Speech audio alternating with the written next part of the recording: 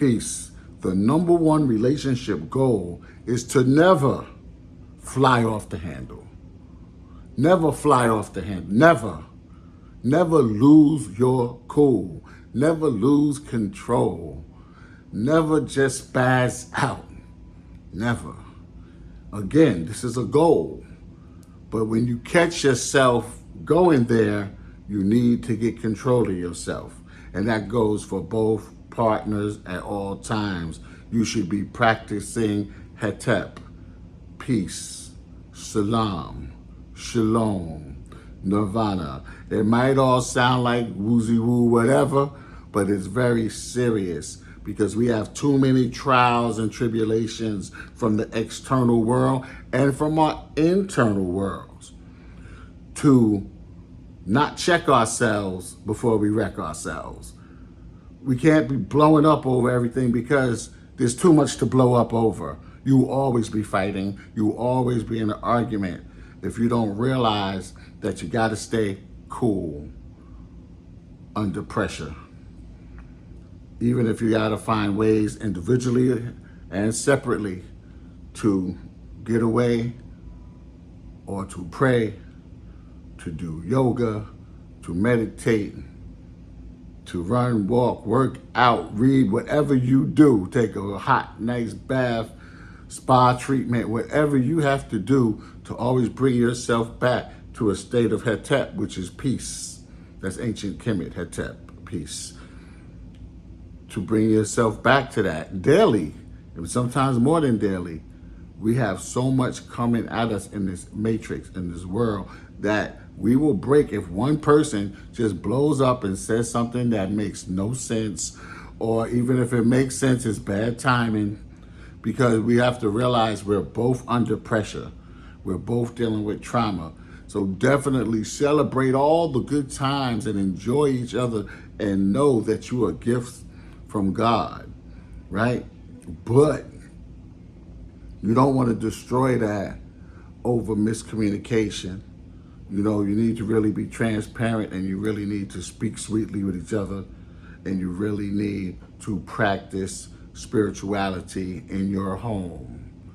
That's cool to go outside to the church and the mosque and the synagogue and the temple. That's nice.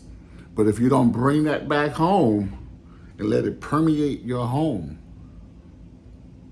it means nothing.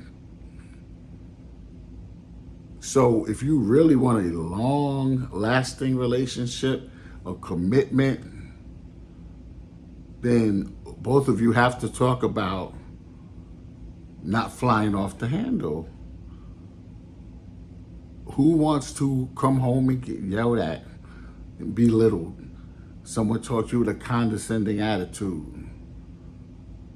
If we can't be sweet to each other and maintain peace with each other and in the home, you might as well just step off. What are we doing? What are we doing? You want to live a miserable life with this person? Stop. Now, if you really love this person, you really want to live a great life with this person, you will practice your spirituality. So some people, you know, I'm a Christian, I'm a Muslim, I'm a this, I'm a that, I'm Kemet, I'm this, I'm yoga, I'm Buddhist, I'm what they call it, I'm Yoruba, Ifa, Bantu, Mantu, Zulu. That's all beautiful, it really is. But you shouldn't even have to say what you are sometimes. You should be who you are. You should reflect who you are. And at the end of the day, it boils down to love. And you can say, I love you, but you have to be able to express, I love you, in your daily actions and your words, and by you controlling your own emotions and seeing what's important and what's not. Because most arguments are over little stuff that could have just been talked out or just could have been changed around. Like, I could have just did this and did that, and then she wouldn't have nothing to say. But instead, I wanted to blow up over her request or whatever. You know what I'm saying? So I'm not perfect, but I strive for perfection. I strive to get this right. Because you don't want to be out there faking like your relationship is good. You want your relationship to be good internally from within, right? So You want happiness, but there won't be happiness without respect first. And if you're flying off the handle, talking junk, saying all kind of stuff, having an attitude, silent treatment, and all of that, going to bed with an argument and all of that, it's not going to work. It's not going to work. Just one time could blow everything up and it's over. And that's not to scare you. That's just to say, like, you could really hurt somebody's feelings or piss somebody off with your mouth, your actions, your emotions, your funk, your drama, when at some point somebody's going to say enough of this. Because this is not how it used to be when we got together, right? When we first had the butterflies, right? So let's bring back the butterflies on this love, on love's emotional roller coaster ride. I like that. Let's bring back the butterflies on love's emotional roller coaster ride. All right? So you understand? Hetep, peace, namaste, shalom, you know what I mean? Salam. This is number one out here because we've been learned to chase all these things materialistic, and we do need material things. We're material beings, right?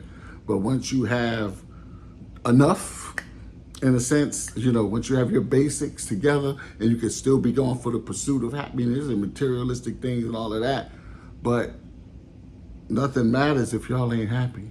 Nothing matters if you're not healthy. You can't enjoy it.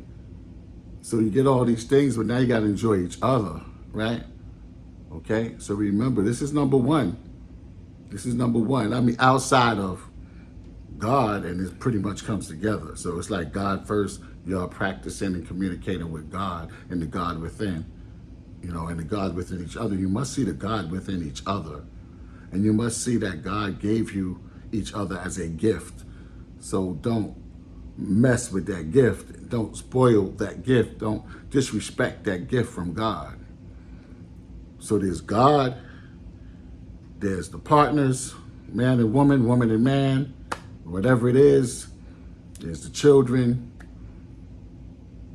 But throughout the whole thing has to be peace. The peace of God should be in your relationship and in your household.